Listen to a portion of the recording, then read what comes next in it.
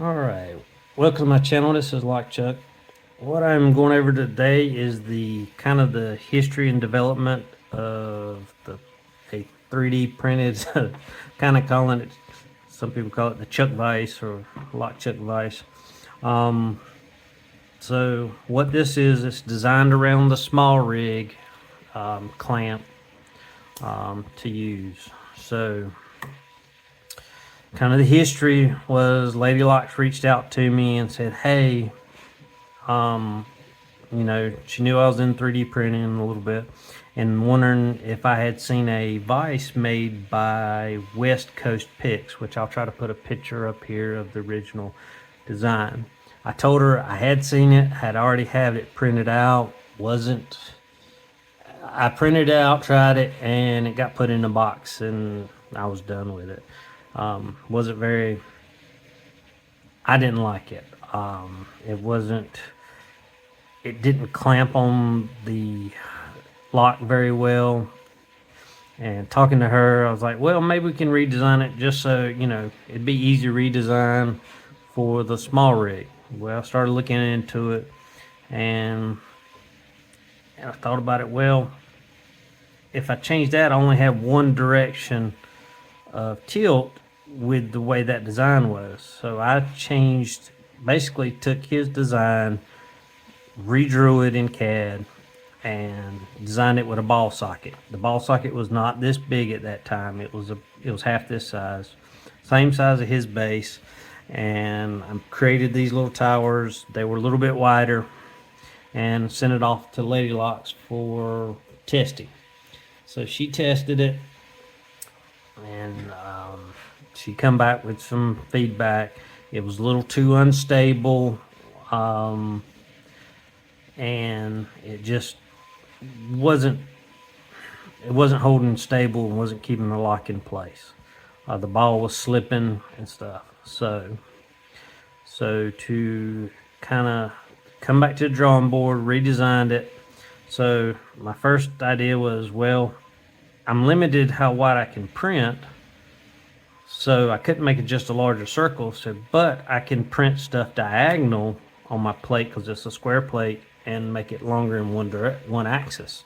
So I kind of kept the original diameter for this circle, but also then lengthen it this way. To solve the slipping of the ball, I doubled the size of the nut and ball socket, and also increased this. When it's printing, this size is increased just slightly to make it a little bit larger than make it a little bit larger, gives it more to bite on when you tighten the nut. So did that design, but when I made this so large, I was noticing when I started applying force, it would start flexing and this side of the base was going up. So then to counteract that, I designed these ribs on it to strengthen the plate to the core or to the center, so that way it gave it more strength, so the base wasn't flexing up. So once I've done that, got it sent back off the Lady Locks, and she was good. More feedback, so she recommended shortening because these were originally probably about that long, about double, well, a third longer than what they are now. So shorten these down, and she also said probably needed a little, for filming, needed a little bit more angle. So these were originally wider out with a radius or a fillet to smooth this out. So I shrunk that back and shrunk this diameter a little bit and took it straight into the ball with less radius. So that would give it more ability to tilt back here, where previously we probably only had about that much tilt. We've got a few degrees more that we can go back now. So that's the latest.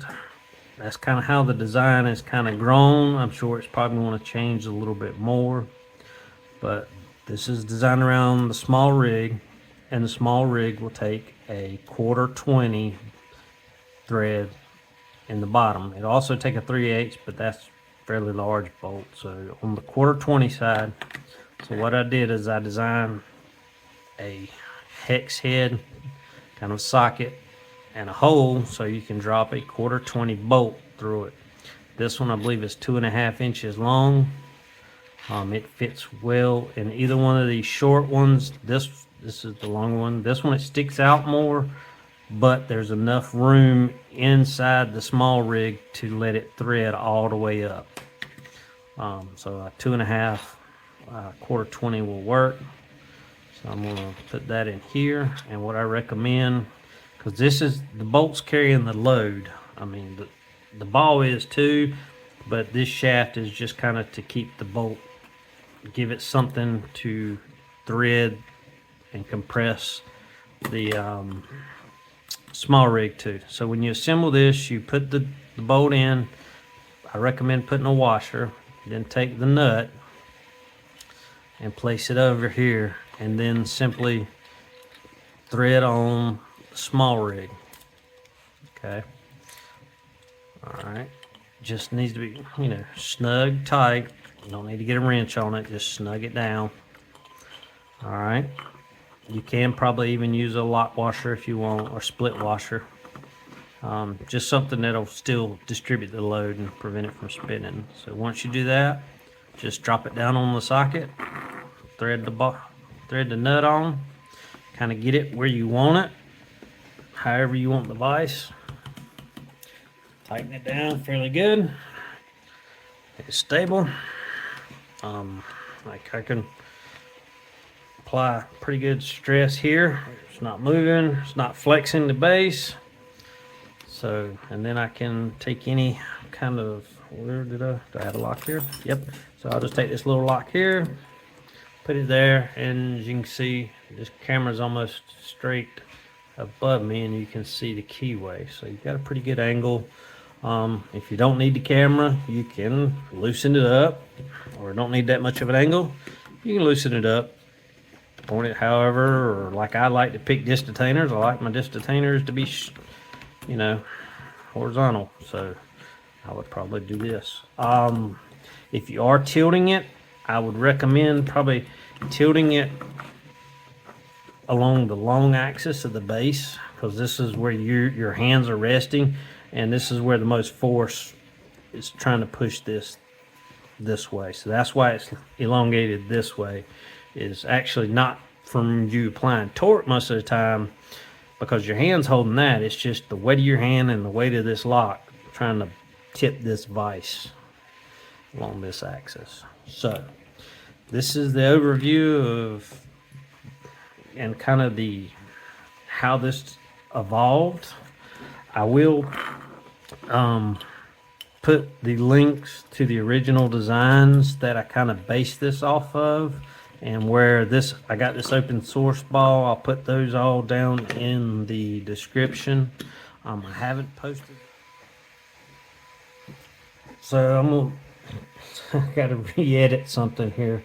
So something I forgot that was asked was,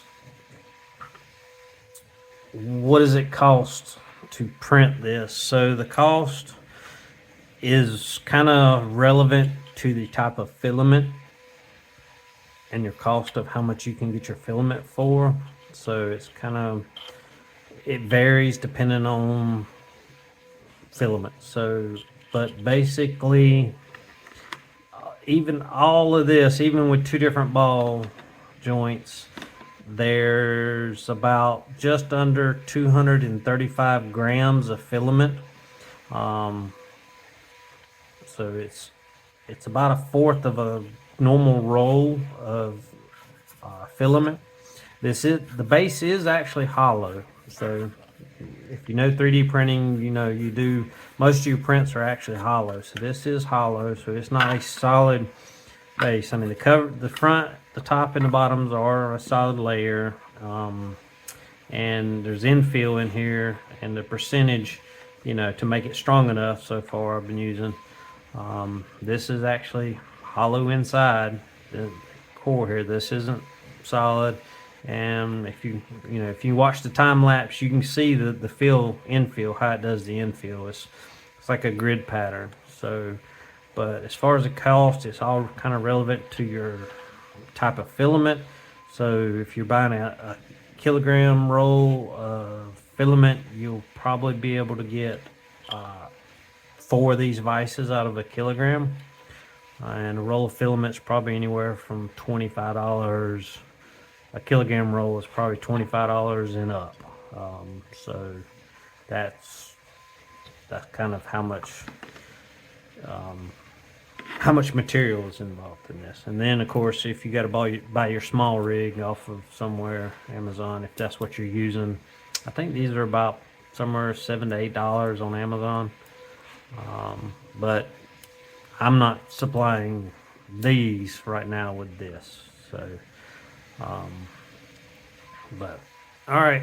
If you have any questions, feel free. Thanks for watching.